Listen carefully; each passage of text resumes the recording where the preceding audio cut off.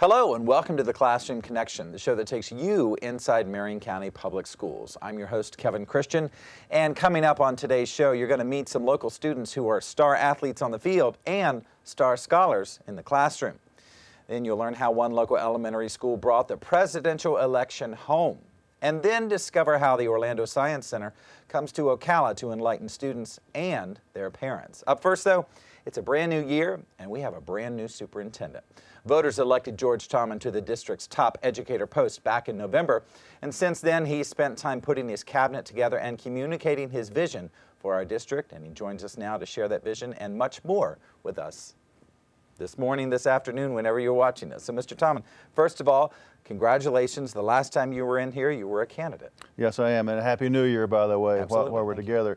Yes, I was a candidate in this very room, scared to death, sweating bullets, just about like I am right now. No, not at all.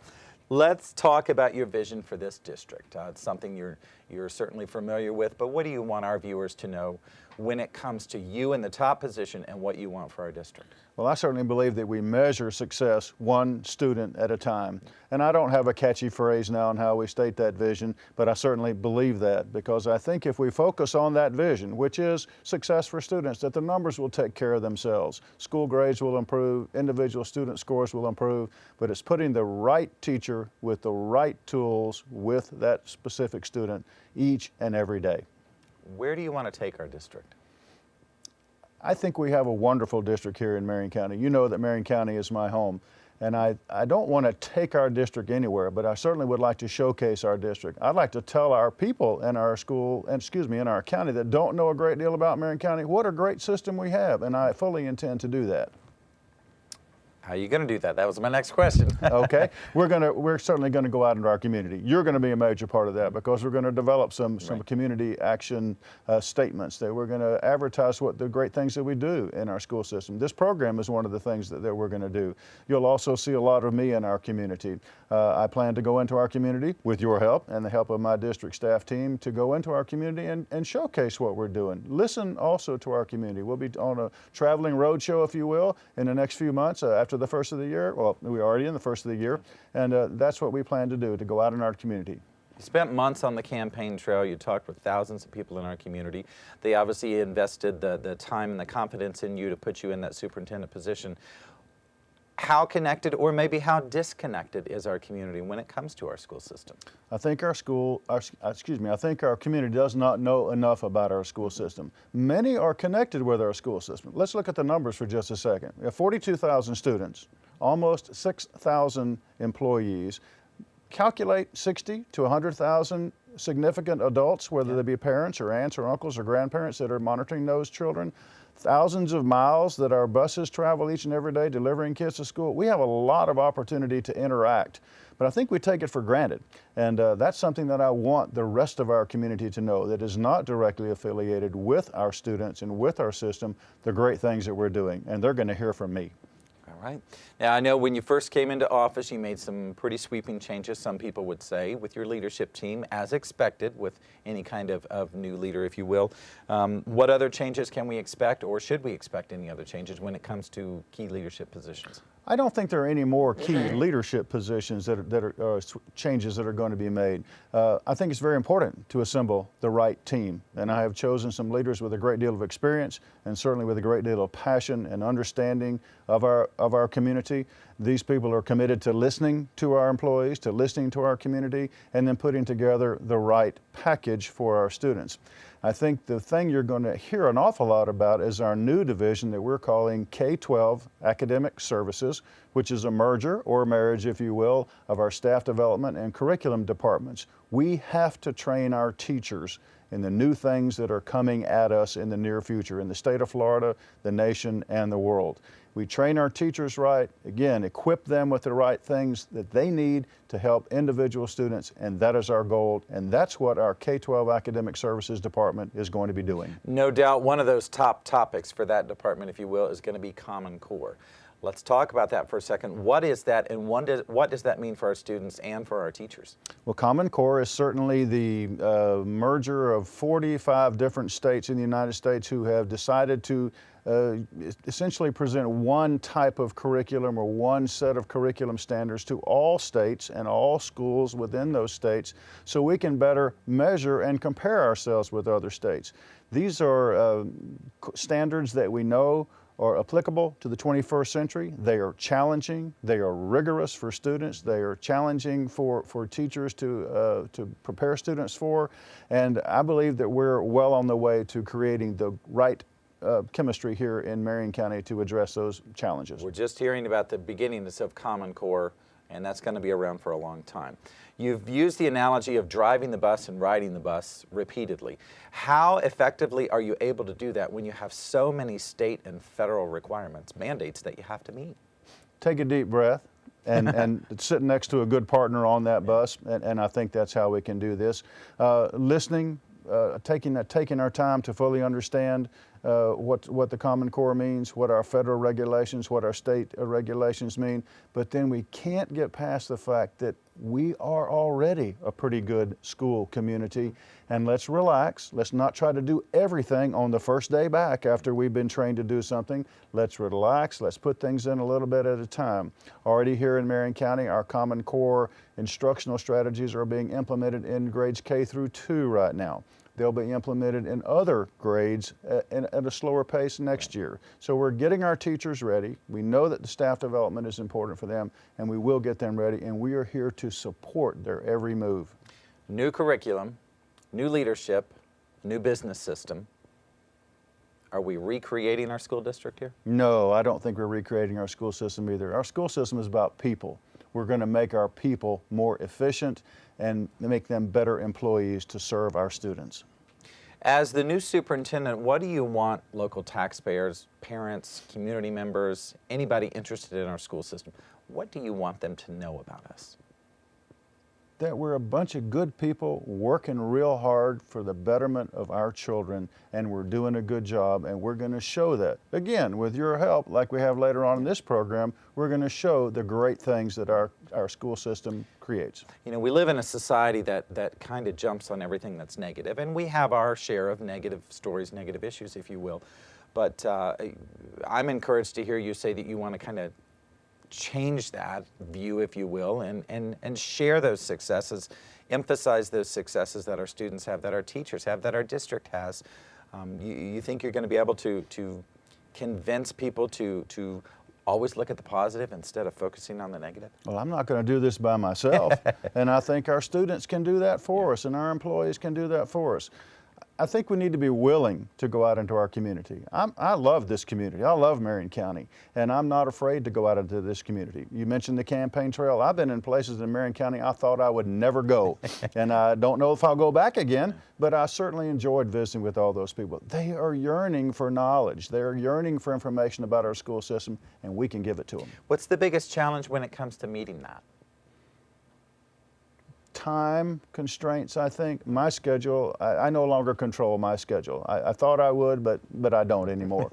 And I think only weeks into the position exactly. You realize that. I think there's so many things to do. We need to learn how to prioritize what we're going to do and what we get the best bang for our buck. And I think that prioritizing our challenges is a big thing for us. Well, you're my boss. That's no secret. Everybody knows that, and I report to you directly. But besides that, I sense your passion. I see that. We can hear it in your voice.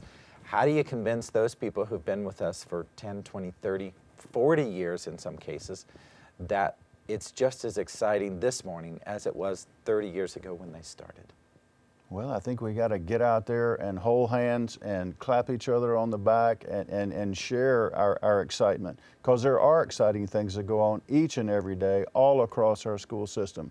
And often we lock ourselves inside our classrooms or lock ourselves inside our offices, figuratively, not literally, and we don't share with others. And I think sharing, let's focus on people, for crying out loud. This is what we're all about. We're not making widgets. We're not building cars. We're helping kids grow up and be great adults. And we have a history of doing that, so let's keep doing it.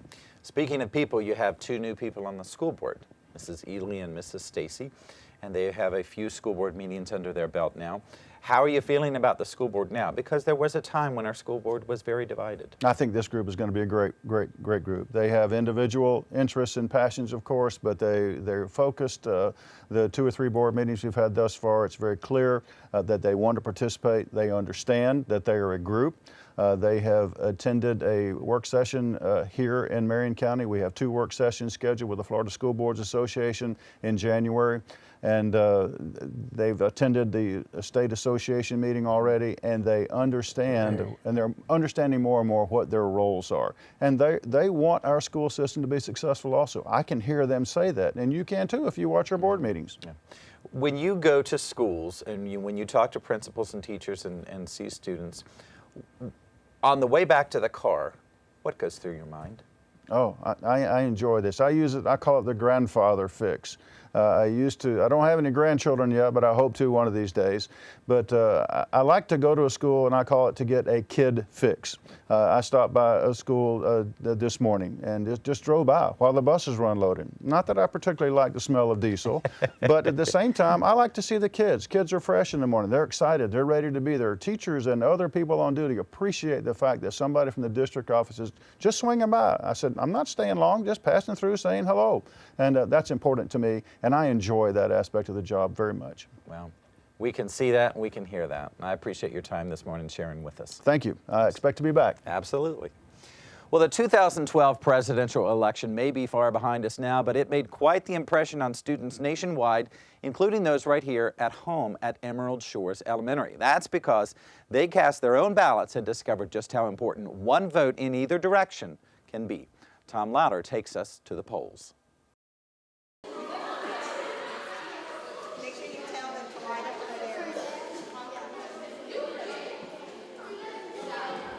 Students at one school in Marion County are learning a civics lesson, alongside writing and arithmetic. They're also learning some of the choices that they will have as full-fledged voting adults.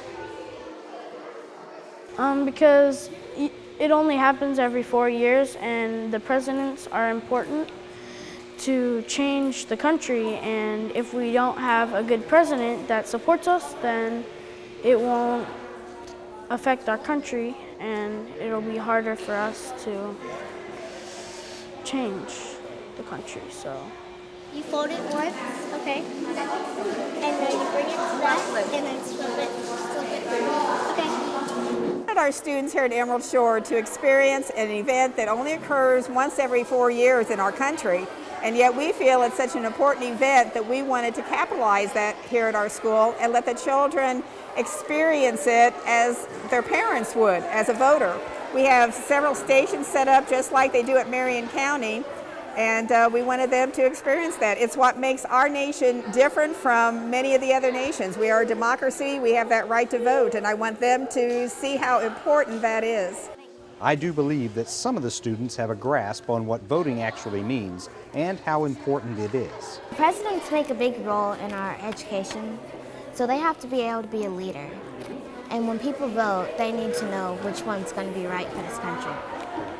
Here are just some of the experiences that the students are going through on this, their voting day.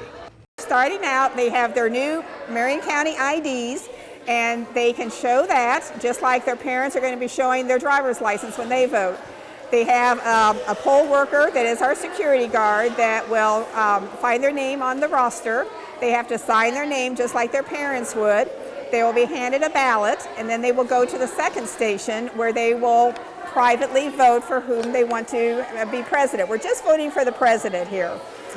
They will be then going to the third station where they will put their ballot in a box. So the voting is over for most of our junior voters. Any words of wisdom or parting thoughts? I reminded them that in 8 years, they are going to be voters themselves, and maybe they might even want to be a poll worker. We even had a little bit of a donut fest for them too, just like the poll workers do. Put your vote in there. Fold it up, fold it up. I'm hoping they will see how important maybe this election here isn't, but the national election, especially this year, is so important. Hopefully they've been watching television and have seen how close the race is going to be, and they will understand then that every vote counts. As in real life, students re-elected Barack Obama as president, beating rival Mitt Romney with a 350 to 113 finish. Obama captured about 76% of the student body vote. Well, since 2009, athletes at Forest High School have captured 6 state championships. Last year, Forest had the second best athletic program in the state. In the classroom, that is. It doesn't make sense? Joel Hartley explains how the Wildcats truly are student athletes. The term student athlete is sometimes accompanied by a rolling of the eyes, but at Forest High School, they take it seriously. It definitely means being an example for your peers, definitely showing that you can have fun, but at the same time you don't have to give up everything with your academics and just forget all about that to be successful in athletics. You can multitask, I guess you could say, and do both and work hard at both. It is like a source of pride too, because you're like more than just a student. You have something about you that's different, and it just makes you feel a little bit more responsible. You have a little bit more on your plate, and that's like a little slice of adulthood, having like a lot on your plate and to rise to like the challenges.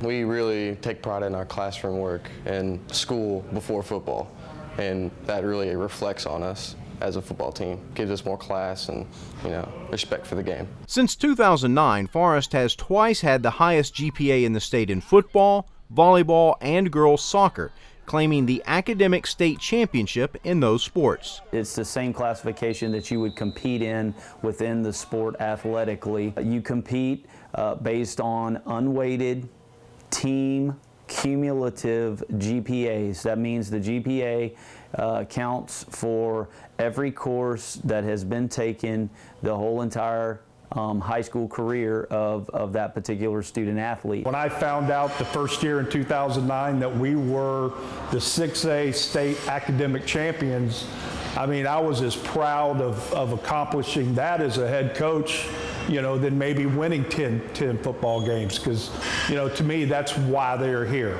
They're here to be a student first and an athlete second. While it's clear the Wildcats aren't a bunch of dumb jocks, they aren't unathletic geeks either.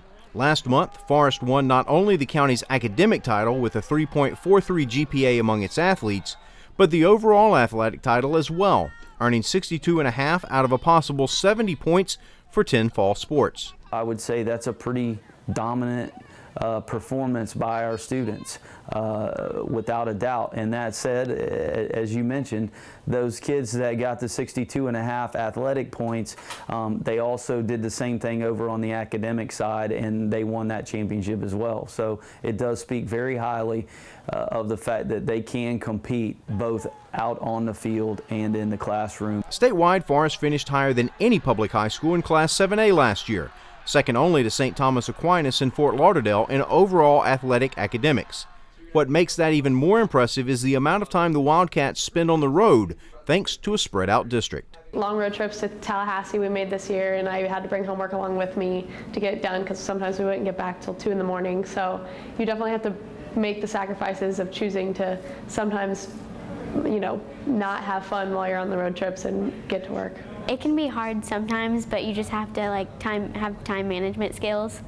And I mean, if you get things done and go to your practices, do your homework, you still have time to be social. I'm very, very proud of what our students have done, and it's really no reflection on anybody other than them and the teachers, and the coaches that work with those kids. That's who deserve all the credit.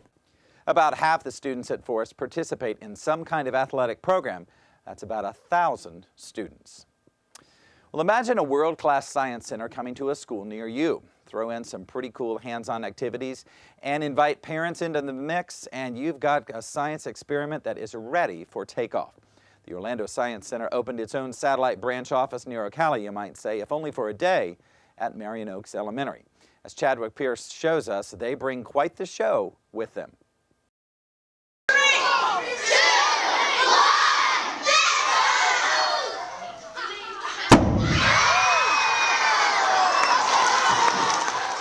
Staff members from the Orlando Science Center visited Marion Oaks Elementary School And they brought with them some pretty cool visuals and interactive experiments for the students. We are here today to bring some of our really cool educational programs that we do at the Science Center, but we also take them to schools that sometimes don't have it in their scheduling to come see us. So we take them to schools. Today we've got a number of workshops that is our Forces of Nature. So they're doing volcanoes, erosion, and they're also doing a weather balloon type thing where they build a contraption that they have to see if they can float on a column of air. It's really cool, lots of fun. The idea for this visit came from a teacher's own visit to the Science Center over the summer. I actually won the PRISM Award for math a few years ago, and the PRISM Awards was at the Orlando Science Center. So while I was there, they give us information about what they have to offer, and that just kind of sparked my interest this summer. Knowing that the students were not getting enough science in school, she decided to take action. This is very important to our students because they don't get that at home, so we have to work extra hard at school to provide that for them. And that's one of the reasons why I applied for this scholarship, was so that they could come. With a program like this, students don't even have to leave the classroom in order to have this one-of-a-kind experience. It's something that they wouldn't get on just a normal school day. You know, these are meant to be kind of in-school field trips where they don't necessarily have to go anywhere, but they get a special program that is geared and targeted to them, which is always kind of nice because it makes them feel special. Making children feel good about themselves only encourages them to want to learn more. And that seems to be the main goal here. Biggest thing for us is to get our kids excited about school. And the show this morning, the Kaboom show, was really exciting for the kids. They got to see physical and chemical changes in action. And I think that that's going to really help them really stick that in their brain, and so that they have that background knowledge for when they have to take a test on it, and hopefully that's something that will stick with them for the rest of their lives. Leaving that positive impression on students to use this knowledge in the future is working. I get to actually see a visual of it, and so I can actually see it in my mind happening, and not just words, and I could actually visualize what's happening and as it's happening. So I think that'll help me on the Science FCAT. The Orlando Science Center returned to Marion County to visit North Marion Middle School as well, with many of the same bells and whistles for that school community. Well, speaking of bells and whistles, our district does just about anything to raise money for the United Way of Marion County. If we're not the top fundraiser, we're in the number 2 slot, but the goal is always the same, helping others in our own community. Here's Joe Hartley to explain.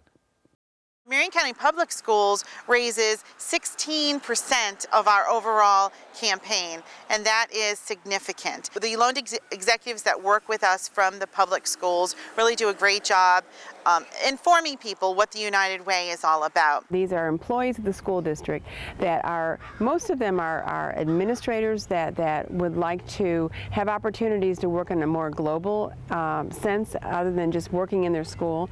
And we call them loaned executives because they kind of are loaned to the United Way, to they're trained in how to run a campaign. And these 7 or 8 loaned executives then work with our school campaign coordinators. Then the school campaign coordinators coordinate their employee campaigns at the school and a school campaign, a student campaign. So every school has 2 campaigns, the employee and the student. Add in the campaigns put on by the different departments, and that's about 10 dozen individual campaigns throughout the district. Some, like Custodial Services Wheelbarrow Raffle, are an annual tradition. We've been doing this approximately 8 to 9 years. All the donations that we get go into the wheelbarrow. If you win for 1 ticket, and it's $1 a ticket, you win the entire wheelbarrow. Other departments, like finance, like to mix things up. We have some pretty creative people in our department, and we come up with different things every year, kind of change things up. 2 years ago, we did the haunted house.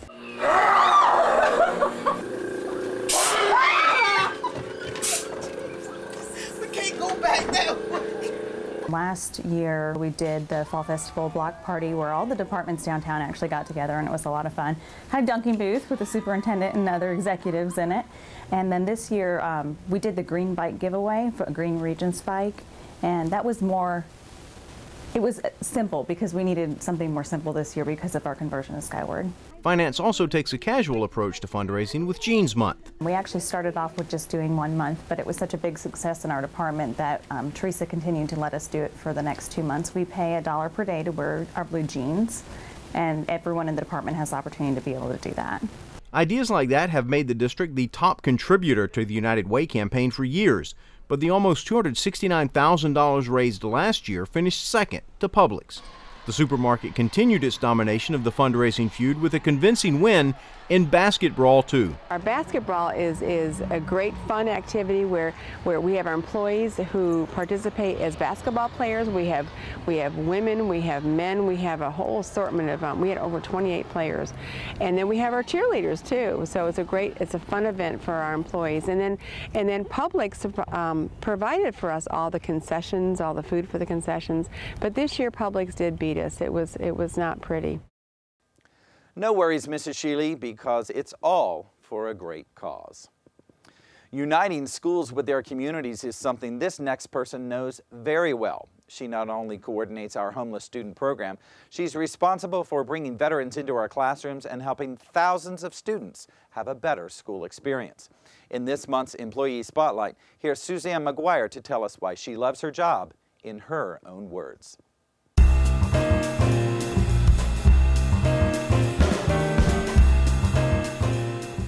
We've got about 40,000 veterans who live here, and I was fortunate about 6 or 7 years ago to be given this project of the Veterans Day program. It's just a great way of having the kids participate in living history.